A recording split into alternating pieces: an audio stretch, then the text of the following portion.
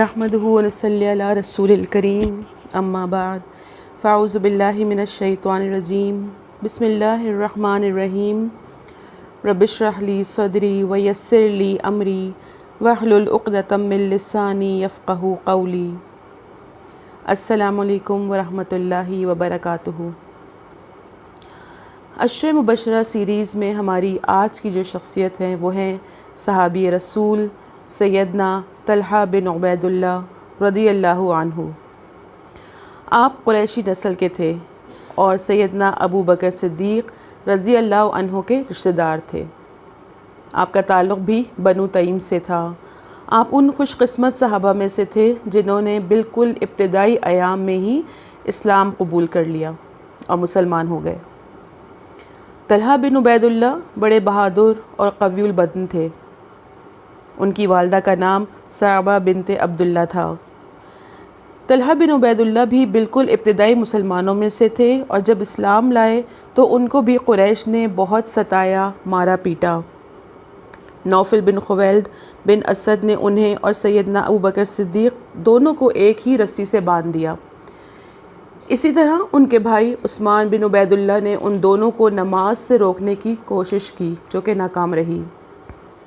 ہجرت سے قبل اللہ کے رسول صلی اللہ علیہ وآلہ وسلم نے انہیں اور زبیر بن عوام رضی اللہ عنہ کو رشتہ مواخات میں منسلک فرمایا۔ جب یہ ہجرت کر کے مدینہ طیبہ تشریف لائے تو سیدنا ابو ایوب انصاری کو ان کا بھائی بنا دیا۔ اسلام کی کفر کے خلاف پہلی بڑی جنگ غزوہ بدر تھی۔ اللہ کے رسول صلی اللہ علیہ وآلہ وسلم نے ابو سفیان کے قافلے کی واپسی کی خبر پا کر اپنے 2 صحابیوں کو شمال کی طرف روانہ فرمایا تاکہ وہ جا کر حالات کا جائزہ لیں اور پھر اطلاع کریں۔ ان میں ایک سیدنا سعید بن زید اور دوسرے سیدنا طلحہ بن عبید اللہ تھے۔ یہ دونوں جلیل القدر صحابی ابھی شمال مدینہ ہی میں تھے کہ بدر کی لڑائی کا واقعہ پیش آ گیا۔ اس لیے سیدنا طلحہ غزوہ بدر میں شریک نہیں ہو سکے، لیکن چونکہ یہ رسول اللہ صلی اللہ علیہ وآلہ وسلم ہی کے حکم سے وہاں گئے تھے اور ان کی وہاں موجودگی اور حالات کے بارے میں خبر گیری کرنا اس لڑائی ہی کا ایک حصہ تھا، تو یہی وجہ ہے کہ جب بدر کا مال غنیمت تقسیم ہوا تو رسول اللہ صلی اللہ علیہ وآلہ وسلم نے ان کو بھی مال غنیمت میں سے حصہ عطا فرمایا۔ غزوہ احد میں سیدنا طلحہ جس بہادری اور سرفروشی سے لڑے وہ اپنی مثال آپ ہے۔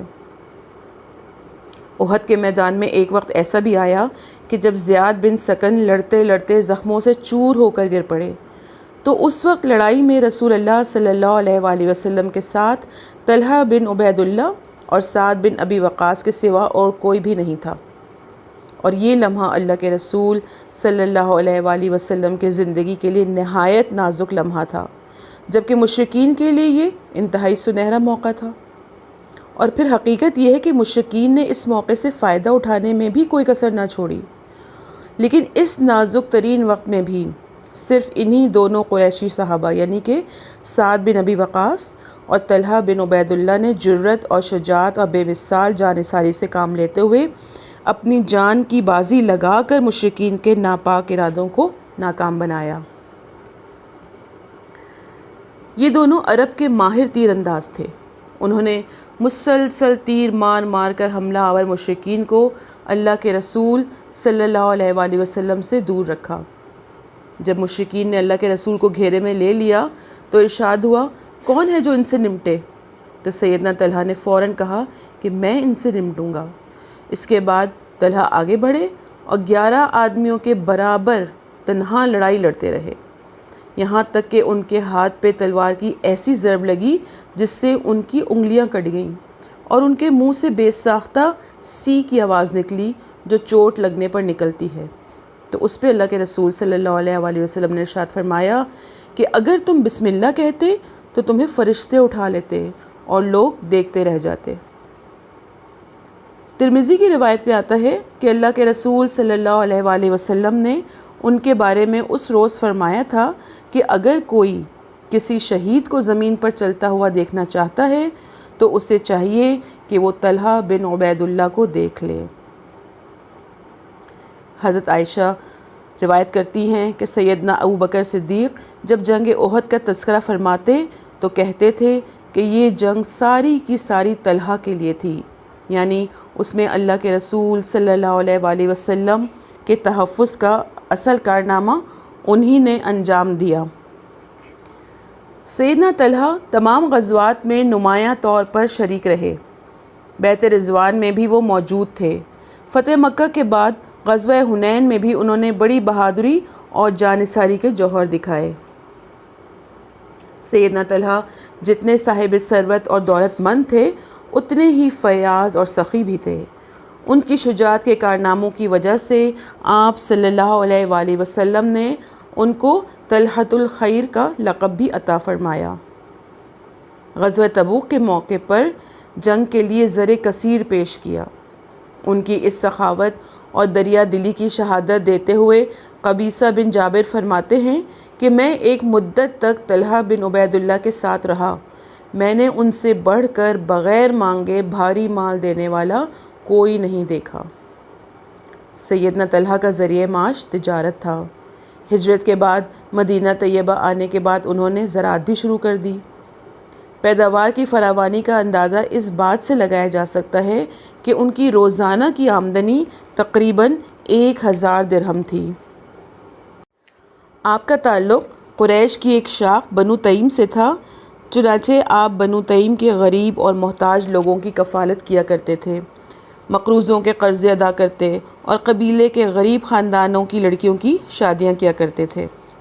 انہیں ام المومنین سیدہ عائشہ صدیقہ سے بڑی عقیدت تھی، چنانچہ وہ ان کی خدمت میں ہر سال 10,000 درہم پیش کیا کرتے تھے۔ ان کی مہمان نوازی کا بھی دور دور تک چرچا تھا۔ سیدنا طلحہ ابو بکر صدیق اور عمر فاروق کے عہد خلافت میں ان کے خاص مشیروں میں شامل تھے۔ سیدنا فاروق کی شہادت کے بعد وہ ان 6 بزرگ صحابہ میں شامل تھے جنہیں خلیفہ منتخب کرنے کے لیے نامزد کیا گیا تھا۔ سیدنا طلحہ نے اپنی زندگی کے مختلف اوقات میں کئی شادیاں کیں۔ ان کو یہ اعزاز بھی حاصل ہوا کہ وہ سیدنا ابو بکر صدیق کے داماد تھے۔ ان کی بیٹی ام کلثوم ان کے عقد میں تھیں۔ ان کی متعدد بیویوں سے 10 بیٹے اور 4 بیٹیاں پیدا ہوئیں۔ ان کی اولاد کئی نسلوں تک بڑے بڑے منصبوں پر فائز رہی۔ ان کی ایک صاحبزادی ام اسحاق بنت طلحہ کی شادی سیدنا حسن بن علی سے ہوئی تھی اور ان کی شہادت کے بعد وہ سیدنا حسین بن علی کے نکاح میں آ گئیں۔ سیدنا ابوبکر صدیق کے پوتے عبداللہ بن عبد الرحمن اور حضرت مصعب بن زبیر بن عوام بھی ان کے داماد تھے۔ سیدنا طلحہ 62 سال کی عمر میں اس دنیا سے رخصت ہوئے اور بصرہ میں انہیں دفن کر دیا گیا۔ انہوں نے اپنی ساری زندگی اسلام کی خدمت میں گزاری۔